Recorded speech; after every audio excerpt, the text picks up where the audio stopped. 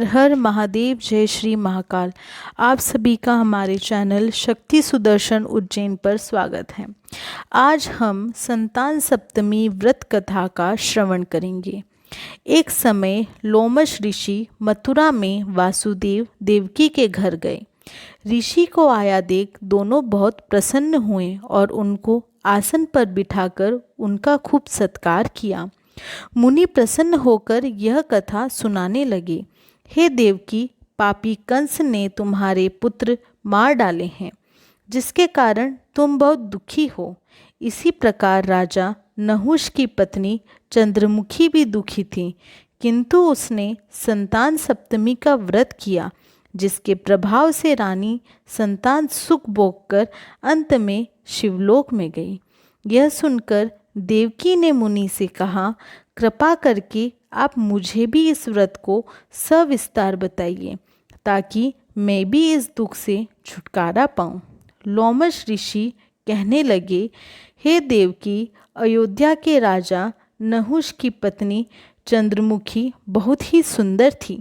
उसी नगर में विष्णुगुप्त नामक ब्राह्मण रहता था।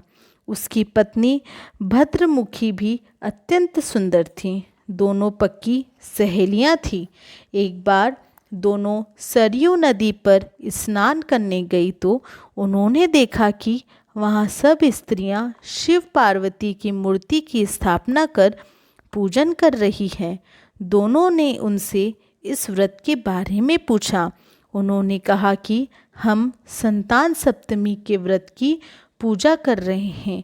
दोनों सहेलियों ने व्रत की विधि पूछी और व्रत का संकल्प लेकर अपने घर आ गई। ब्राह्मणी भद्रमुखी को तो नियम से यह व्रत करती रही, लेकिन रानी चंद्रमुखी राजमत के कारण कभी यह व्रत करती, कभी भूल जाती। देह त्यागने के बाद रानी ने बंदरिया की व ब्राह्मणी ने मुर्गी की योनि प्राप्त की। ब्राह्मणी मुर्गी की योनि में भी यह व्रत करती रही, लेकिन रानी बंदरिया सब भूल गई। यह देह त्यागने के बाद दोनों को तीसरा जन्म मनुष्य योनि में हुआ। ब्राह्मणी ने एक ब्राह्मण के यहाँ कन्या के रूप में जन्म लिया। विवाह योग्य होने पर उसका विवाह अग्निभोज नामक ब्राह्मण से हो गया और उसने सुंदर सुशील 8 पुत्रों को जन्म दिया।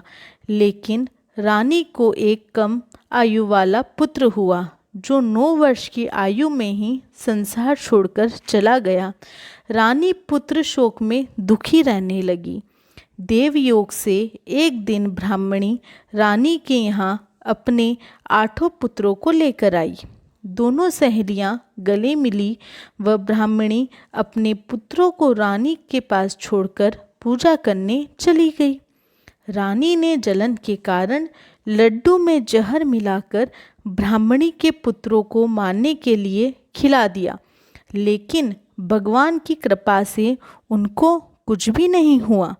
ब्राह्मणी पूजा करने के बाद वहां आई तो रानी ने उससे कहा, मैंने तेरे पुत्रों को मारने के लिए जहरीले लड्डू खिलाए, लेकिन उनको कुछ नहीं हुआ। यह तेरे किस पुण्य का फल है? मुझे सविस्तार बता, मैं तेरी आभारी रहूंगी। यह सुनकर ब्राह्मणी ने रानी को तीनों जन्मों के बारे में बताया। यह सुनकर रानी ब्राह्मणी के चरणों में गिरकर क्षमा मांगने लगी और अपनी गलती स्वीकार की। उस दिन से रानी नियमानुसार संतान सप्तमी का व्रत करने लगी।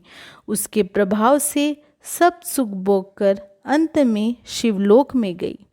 लोमश ऋषि से यह कथा सुनकर देवकी ने भी इस व्रत को किया और भगवान श्री कृष्ण को पुत्र रूप में पाया। जो मनुष्य इस व्रत को नियम पूर्वक करता है, वह सब सुख भोग कर अंत में शिवलोक को पाता है। इसी तरह की और वीडियो सुनने के लिए हमारे चैनल को सब्सक्राइब करें और बेल आइकन को दबाएं। जय श्री महाकाल।